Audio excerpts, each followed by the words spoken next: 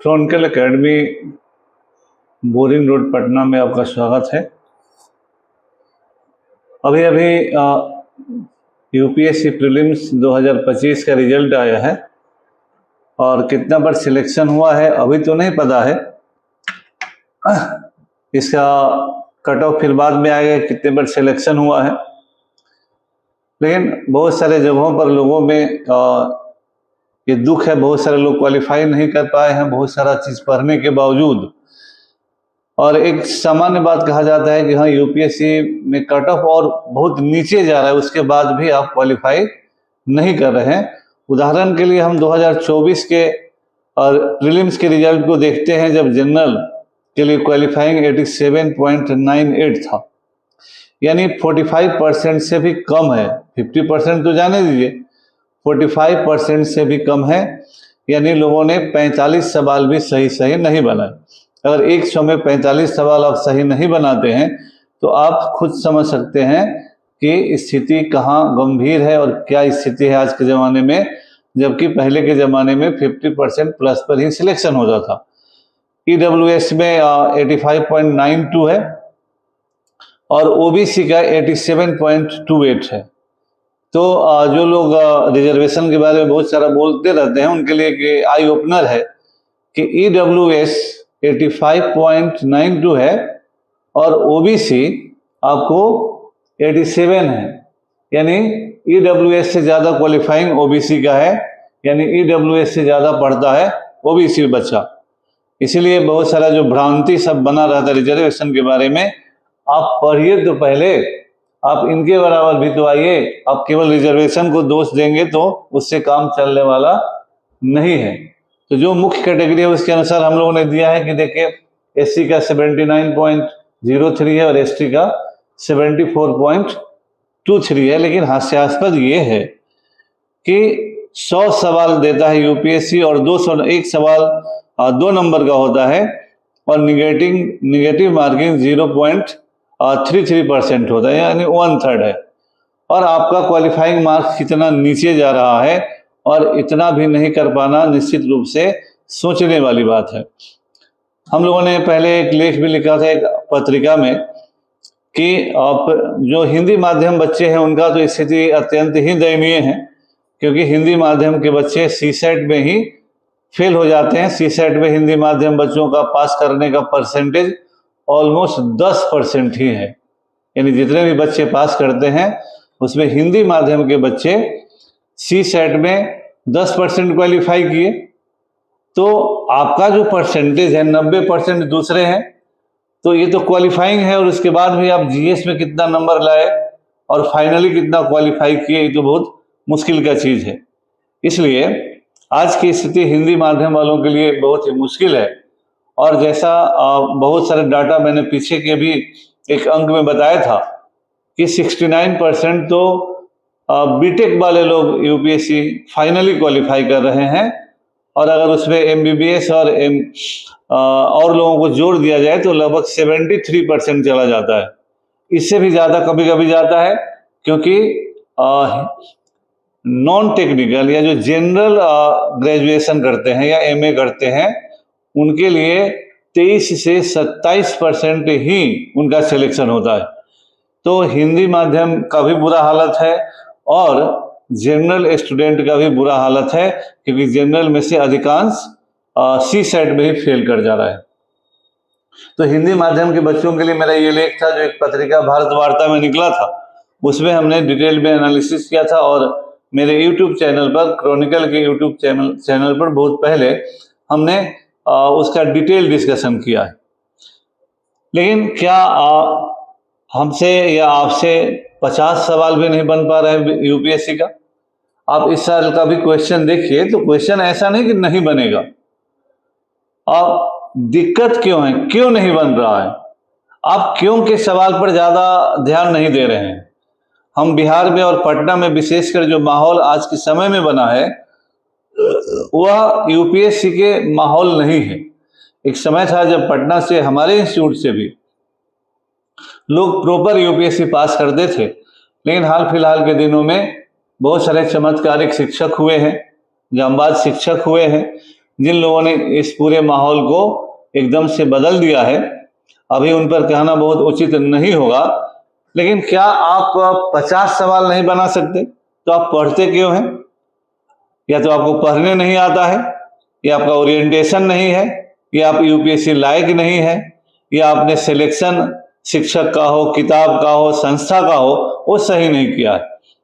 तो 100 में 50 सवाल नहीं बन सकता है, लेकिन लोग बनाते तो हैं, पास तो करते हैं, लेकिन वो क्यों करते हैं? आपको एनालिसिस करना है कि वो क्यों करते हैं और आप क्यों नहीं करते हैं। तो मेरा बुरा मानने की जरूरत नहीं, जो मानेंगे मानते हैं लोग माने, लेकिन क्या हम एसएससी की क्लास में पढ़कर, सिपाही की क्लास में पढ़कर, दरोगा के बैच में पढ़कर, हजारों के बैच में पढ़कर हम सोचते हैं कि हम यूपीएससी क्वालिफाई करेंगे, ऑल इंडिया में 1000 लोगों में हम सेलेक्ट होंगे? तो आपको अपने चुनाव पर, अपने निर्णय पर भी सोचने की जरूरत है। और आप जानते हैं कि देखिए, यूपीएससी एक प्लानिंग की चीज है, प्रॉपर प्लानिंग होना चाहिए, और यूपीएससी के स्टैंडर्ड से पढ़ाई होना चाहिए, as per the UPSC standard. आप सामान्य बात समझिए कि जिला में एक एसपी होता है जो यूपीएससी से जाता है, जिला में एक कलेक्टर होते हैं जो यूपीएससी से जाते हैं, और उस एसपी के अधीन कितने दरोगा, डीएसपी, कितने दरोगा, कितने सिपाही होते हैं आप देखिए। तो क्या जो सिपाही का पढ़ाई करेगा वह आईपीएस बनेगा, क्या एसपी बनेगा? आपको खुद भी सोचना है। तो आपको अपने पढ़ाई में अंदर लाना है, क्योंकि आपको अगर जिला का कप्तान बनना है, जिलाधिकारी बनना है, तो आपका पढ़ाई का स्टैंडर्ड उन हजारों लाखों लोगों से एक डिफरेंट होना चाहिए। अब आपको सोचना है कि हमारी पढ़ाई किस तरह की हो रही है, हम गाइड से पढ़ रहे हैं, हम नोट से पढ़ रहे हैं, और किस तरह से पढ़ाई, आपको भी सोचना है। दूसरे के केवल ऊपर दोष देने से मामला नहीं बनता है। फिर जब आप यूपीएससी की तैयारी करने जाते हैं, तो एक बात हमेशा दिमाग में रखिए कि यूपीएससी वनडेयर मैच नहीं है, एक दिन में फैसला होने वाला मैच नहीं है, 2-4 घंटा की तरह T20 नहीं है, या 2020 मैच नहीं है। यूपीएससी एक टेस्ट मैच की तरह है, जहां आपका जो पेशेंस है और आपका जो सोच समझ तौर तरीका है, उस सब का टेस्ट वहां होता है। इसीलिए इसमें एक रॉक सॉलिड आपका स्टाइल होना चाहिए, जो राहुल द्रविड़ का स्टाइल। अगर आप क्रिकेट खेलते हैं तो समझते हैं कि राहुल द्रविड़ पिच पर रुक कर खेलते थे। टेस्ट मैच में आपका सारा टेक्निक का जांच हो जाता है, वहां बैट भांजना नहीं होता है, वहां स्टे करना होता है। इसी तरह से यूपीएससी में प्रीलिम्स है, वहां आपका पूरे पढ़ाई का, पूरे सोच का, पूरे व्यक्तित्व का निचोड़ आएगा। फिर मेंस है, फिर इंटरव्यू है, यानी हर स्टेज पर आपका पूरे व्यक्तित्व का, पूरे पढ़ाई का, पूरे सोच का, सबका टेस्ट है। तो ये हड़बड़ी में, ये इसी औने पौने में, या केवल लापरवाही में कभी नहीं हो सकता। वैसे करना हो तो आप गार्जियन को भी धोखा दे रहे होते, समय बर्बाद कर रहे होते, पैसा भी बर्बाद कर रहे होते हैं। इसीलिए आपको सोचना है कि हमारा स्टाइल किस तरह से हो जब आप यूपीएससी देना चाहते हैं। और जिस तरह से हमने कहा कि जिस तरह से शॉट का सिलेक्शन बैट्समैन के फ्यूचर को डिसाइड करता है कि वो कितना रन बनाएगा, कितने देर तक पिच पर रहेगा, उसी तरह से अगर आप स्टूडेंट हैं तो किस किताब को आप पढ़ते हैं, या गाइड पढ़ते हैं कि टेक्स्ट बुक पढ़ते हैं, ये डिसाइड करेगा कि आप यूपीएससी करने वाले हैं या ऐसे ही आप घूम रहे हैं रोड पर। फिर यह भी आपको डिसाइड करना है कि अगर आप शिक्षक का सिलेक्शन करते हैं तो शिक्षक यूपीएससी लायक है या सिपाही लायक है, कि रेलवे को पढ़ा रहा है कि दरोगा को पढ़ा रहा है। तो आपको ये डिसीजन आप लेते हैं, ये डिसीजन कोई टीचर नहीं लेता है, कोई टीचर आपको किडनैप करके नहीं लाता है। आप वो डिसाइड खुद करते हैं कि हमको पढ़ना कहाँ है, किससे पढ़ना है। फिर मैं ये भी नहीं कहता कि कोचिंग इंस्टीट्यूट में पढ़ने से ही सभी पास करते हैं, ऐसा नहीं है। कोचिंग इंस्टीट्यूट में पढ़कर पास करने वाले लोगों की संख्या बिना कोचिंग के पास करने वालों की संख्या से कम होती है। लेकिन कोचिंग में आप जाते हैं, कोई किडनैप करके आपको तो ले नहीं जाता, क्योंकि आपका पृष्ठभूमि, पढ़ाई का पृष्ठभूमि कमजोर होता है, आपकी तैयारी कमजोर होती है, आपको आइडिया नहीं होता है। तो कहीं भी अच्छे कोचिंग संस्थान में जाते हैं तो वो आपको वो भरपाई करते हैं जो आपके पास नहीं है।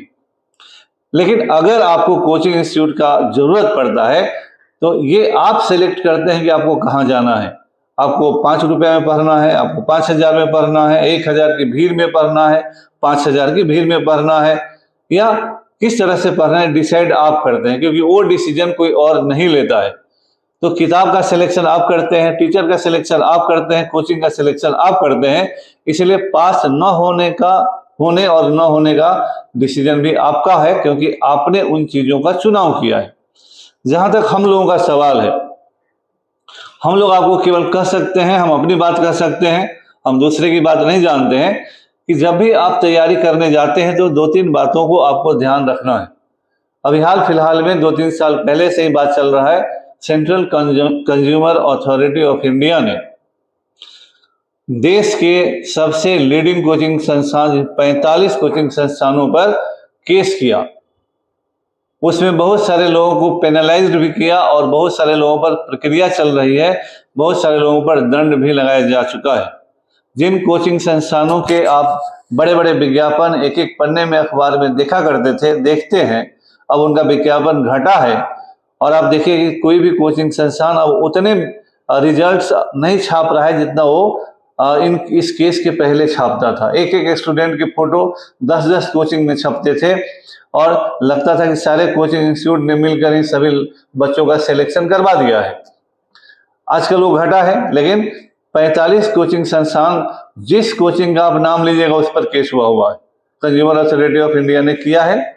और उसका लिस्ट आप कहीं भी देख सकते हैं, मैं केवल नहीं कर रहा हूं। और उन लोगों पर क्यों रिजल्ट हुआ, क्यों केस हुआ है? क्योंकि ऑब्वियसली उन पर जो केस हुआ है, क्योंकि उन लोगों ने फेक, मिसलीडिंग और फॉल्स रिजल्ट अखबारों में पब्लिश किया है।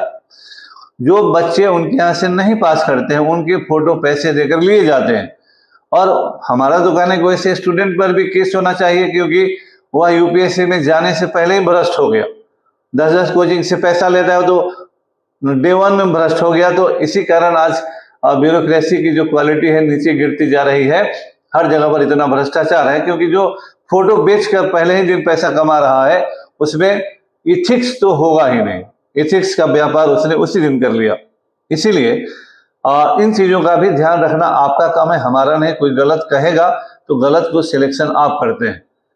हम लोगों ने पटना में, हम चूंकि 2-4 महीने में नहीं पढ़ा सकते, हम लोग राजधानी एक्सप्रेस की तरह यूपीएससी की पढ़ाई नहीं करवा सकते। हम 1994 से हम लोग पढ़ा रहे हैं, हमको किसी की सर्टिफिकेट की जरूरत नहीं है। हमारा जो स्टाइल है, जो तरीका है, जो हम सही समझते हैं, उस हिसाब से हम लोग पढ़ाते हैं। इसीलिए हमने ये टारगेट किया है कि 2026 यूपीएससी के लिए हम एक बैच शुरू करेंगे, जहां हम टारगेट करेंगे, एक तो पहला हमारा टारगेट है कि हमारे बैच में 40 से 50 स्टूडेंट से ज्यादा नहीं रहेंगे। जो यूपीएससी का क्लास होगा उसमें 40 से 50 स्टूडेंट, 50 मतलब मैक्सिमम होगा, उससे अधिक स्टूडेंट नहीं होंगे। दूसरा नंबर, हम लोग टारगेट करेंगे कि यूपीएससी के कम से कम 50 सवाल आपको बनवा दें। यहाँ 45 सवाल ही आज के समय में पास करने के लिए काफी है, और जिन जिन विषय को एनालाइज किया है वहां 50 सवाल आपको जरूर करें। जो भी स्टूडेंट 50 सवाल कर लेगा वो निश्चित रूप से पास करेगा। हम लोग प्रीलिम्स का, मेंस का एक क्लास शुरू कर रहे हैं, जो जुलाई से शुरू होकर मार्च में खत्म हो जाएगा। मतलब जून में भी शुरू हो रहा है, 17 जून को, 26 जून को, और अंतिम इसमें हमारा एडमिशन 8 जुलाई तक होगा। और उसके बाद इस बैच में एडमिशन नहीं होगा, क्योंकि हम लोग उतने दिनों में मार्च महीने तक प्रीलिम्स का मेंस दोनों पढ़ाएंगे और दोनों को कंबाइंड तैयारी करवाएंगे, जिससे कि आप प्रीलिम्स के सवालों का भी जवाब दे सके, और जब आप प्रीलिम्स पास करें तो मेंस का प्रैक्टिस आप रिजल्ट होते ही कर सके। कल ही रिजल्ट आया है प्रीलिम्स का, बहुत सारे लोग निराश होंगे, लेकिन हमने एक प्रयास किया है और हम एक प्रयास कर रहे हैं कि हम पटना में आपको वो फैसिलिटी दे, उस तरह से पढ़ाएं, क्योंकि ये बहुत मुश्किल का चीज नहीं है कि आप 50 सवाल का सॉल्यूशन कर सके और प्रीलिम्स पास करें और फिर मेंस के लिए भी आपकी तैयारी हो जाए। इसीलिए बिना कोई लाग लपेट के, बिना कुछ के, हम आपको ऑफर देने कि आप आइए, हमारे यहाँ पढ़िए और फिर अपना अंतर देखिए कि किस तरह से हम लोग इस परीक्षा के लिए आपकी तैयारी करवाते हैं। इसलिए हमने जुलाई से लेकर मार्च महीने के बीच में इतना समय लिया है। इसमें हम आपको एनसीईआरटी पढ़ाएंगे, टेक्स्ट बुक पढ़ाएंगे, क्लासरूम में मैराथन क्लासेज होंगे, टेस्ट होंगे, सभी तरह से आपको प्रयास करेंगे कि आप 50 क्वेश्चन प्रीलिम्स में बना लें।